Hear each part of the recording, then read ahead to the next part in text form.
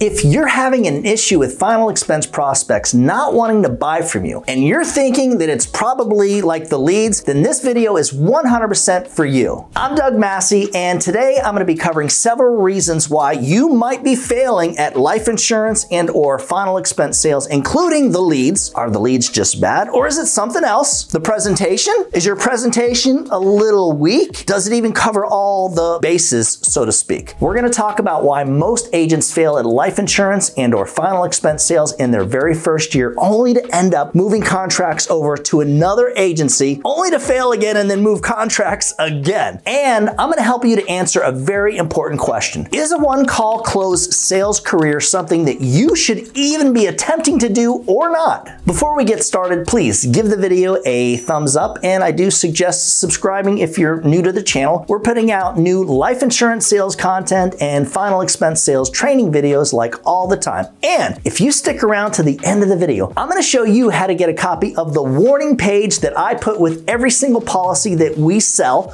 along with the policy summary that I leave with every new client that I make. Let's address the leads. Your typical final expense lead is designed to attract low-income seniors who either don't have money set aside for their funeral or who would potentially need the life insurance. In the event where, like, you're speaking with and or are meeting with people that meet this criteria, the problem is not the leads. It's most definitely you. And guys, don't get me wrong.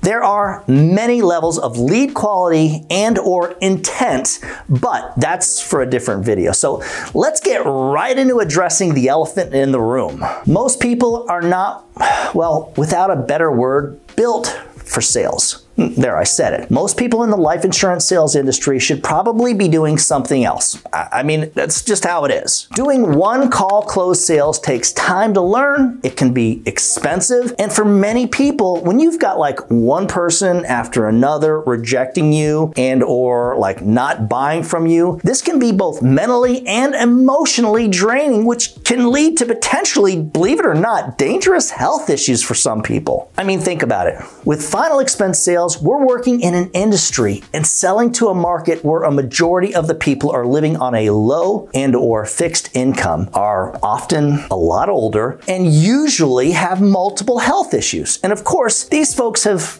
well, I hate to say it, but in most cases, procrastinated on taking care of this important insurance for years. That's why we refer to them as the ultimate tire kickers, our clients. As a professional salesperson, please allow me to share a little bit of perspective with you. Years ago, I sold mortgage protection insurance, and that was back when I originally was licensed. Back then, I was getting rejected from wealthy business professionals, attorneys, doctors, people who like not only needed the insurance, but could afford it. So let me assure you, when I say that the final expense market is the easiest market to close sales in, I am not exaggerating. Point is, if you're having trouble selling to these folks, you probably need to look inward, because the problem, it may be partially the lead. Okay, I'm cool with that, but it's definitely at least partially you. On an almost daily basis, I speak with licensed insurance agents who couldn't sell a free slice of cake to a chubby kid, and they're always looking for like a magic lead that removes their lack of skill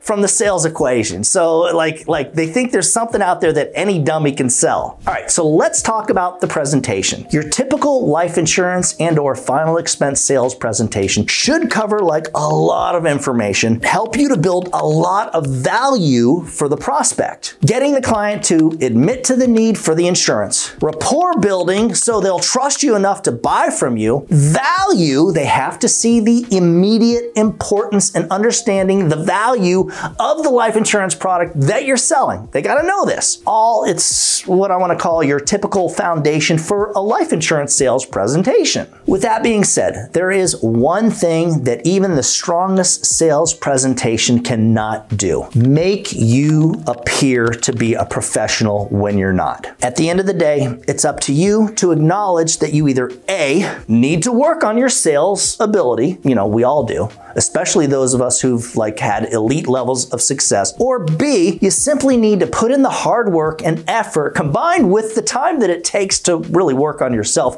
and develop the proper technique and skill set, the skill set necessary to sell life insurance products like final expense life insurance. Read sales books, practice making presentations, learn and internalize why people make objections so that you can develop the talent necessary to not only overcome objections, but to understand that they are simply part of the presentation and application process and should be viewed as opportunities and not barriers. What's the saying? You don't know what you don't know. Learn, learn, learn, guys. Keep moving forward. Look, success takes hard work, it takes diligence, and quitting is not going to make it easier. And sometimes you just got to say enough is enough, and I'm not going to take the nonsense or listen to the lies anymore. A lot of these folks are going to be feeding you. I mean, that's how it is. Let me end with a quick story about how I went from being the worst agent to the #1 agent in the office where I had been recruited for life insurance sales and first worked at when I was selling mortgage protection insurance. So years ago, I was having issues whenever a client gave me objections, all right? And this is back in the day. My manager and I would talk every day about the sale I made, the sale I didn't make, and the why, and they always told me over and over, Doug, you gotta quit listening to the lies and accepting what they're saying to be true, because in most cases, it's just an excuse to get rid of you. So eventually I said, okay, enough is enough. And I decided this one day, when I go into this appointment tonight, I am not gonna listen to the nonsense, and I am not gonna leave until they either give me a check or they kick me out. And that's exactly what I did. That night I made a presentation, husband and wife, they got a little kid, he's got insurance through work. They start with, this is what she says, he never buys anything from anybody when he first meets with people, so don't be upset with him, okay? And I was like, okay, no problem. Here's the thing, he gave me the objection, I said, I'm not gonna take that, and I kept going, and I kept pushing, and I kept bringing value in what I was selling. And then eventually, the guy handed me the check, and the wife said, oh my goodness, I can't believe he did that. He never does that. Guys, do the work. Make the changes. The sooner that you accept that the problem of not making enough money isn't about the leads, it isn't about the training, it isn't about the insurance agency, but the problem lies within you, accept personal responsibility, the sooner that you're gonna turn that all around and potentially be the best that you can be for yourself and for your family. If you'd like a copy of the warning page and the policy summary that I mentioned at the beginning of the video, just email me at doug@ufesonline.com.